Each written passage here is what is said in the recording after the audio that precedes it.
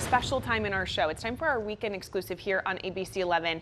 We know the Raleigh Police Department has been working around the clock to make our community safer, and that's why we've invited Raleigh Police Lieutenant Jason Borneo here to kind of talk more about some of the efforts going on in our community right now. So first off, thank you so much for being here this morning. Thank you, Sydney, and thank you to ABC 11 for having us. Yeah, we're excited to be able to kind of talk more about some of these topics that we know are top of mind for people. So one of them that I do want to start with, we know that there was that awful school shooting that just took place in Georgia, and then there was also that search for that teen murder suspect at some high schools in Wake County. So I know that safety and school safety is top of mind for parents and kids. What is the Raleigh Police Department doing to make sure that kids can feel safe when they go to school? Yeah, first of all, our hearts go out to the victims and the families of the victims in Georgia. We know that these events, although they happen in other states and other locations in the nation, they have an impact on us here within Wake County. When we first heard about this subject that was on school grounds, we immediately went into action coordinating our response with Wake County Public Schools and Wake County Sheriff's Office, who is the lead agency with that homicide case. And first and foremost, ensuring the safety of schools, staff, students, administrators is a priority for us. And that's why we had extra patrols as we were searching for this subject. That's why we coordinated our efforts with the school system and ensured that we had timely and consistent information going out to the public.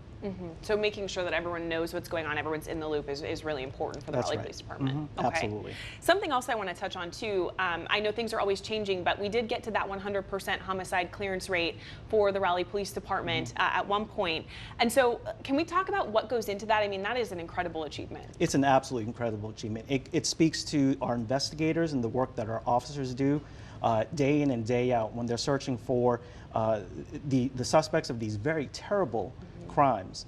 But it takes a coordinated effort. We work with our federal, state, and local partners on an almost daily basis to make sure that we're exchanging information. You know, we just captured very recently a homicide suspect all the way in Arizona. And what that speaks to is how coordinated we need to be to ensure that we bring these folks to justice and ensure that we can close these cases out. Yeah, I think it's important that we're giving a lot of opportunities for the Raleigh Police Department and the community to come together. And I know there are some upcoming events. So if people do want to get out and be able to meet some folks within the Raleigh Police Department, what are some opportunities to do that? Yeah, absolutely. And community conversations is one of the chief's 3 pillars. Reducing violent crime, increasing community engagement, and investing in our employee wellness and morale. And the community conversations part, the community engagement part is that part of our job that we really enjoy the most. So very recently we held National Night Out. It got rained out, unfortunately, due to the weather, but we have another event coming up on Tuesday at North Hills. And these are just opportunities for folks to come out, speak with officers in a non-police environment about what might be concerning to them in their community and their neighborhoods. And to just ensure that we can work together to find collaborative solutions to what's going on in their neighborhoods.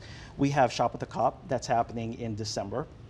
This is a great event where we have partnerships with our business community. We have donations from our business communities to bring kids out.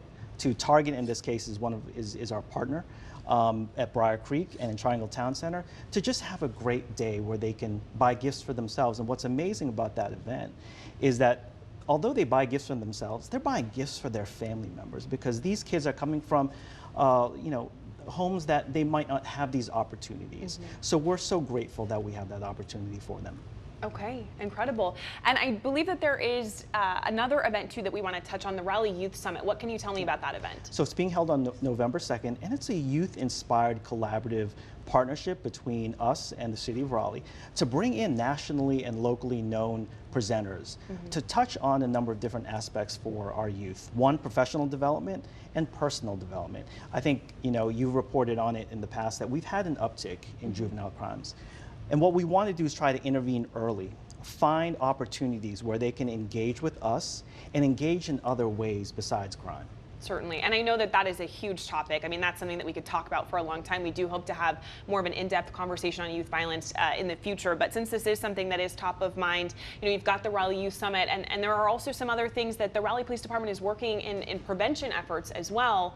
But I know it takes a lot from the community too. Do you have a community message as we kind of continue to track this uptick in youth violence? Work with us. Work with us.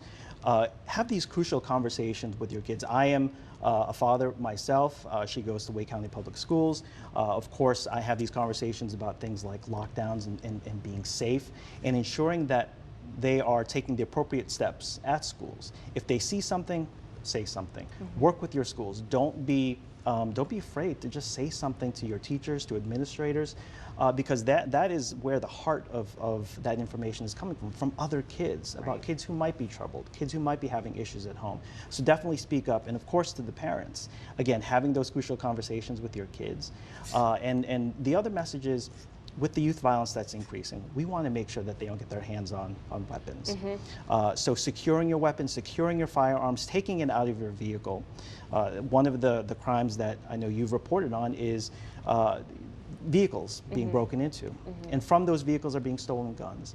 And so we want to make sure, and we encourage the community to take those guns out of your car, secure them in your home, and make sure they don't get the hands of people that are not supposed to have them. Such a multifaceted issue that requires really an all-community, all hands-on-deck type of solution. Lieutenant Borneo, thank you so much for your time this morning. Thank you, Sydney. We appreciate it.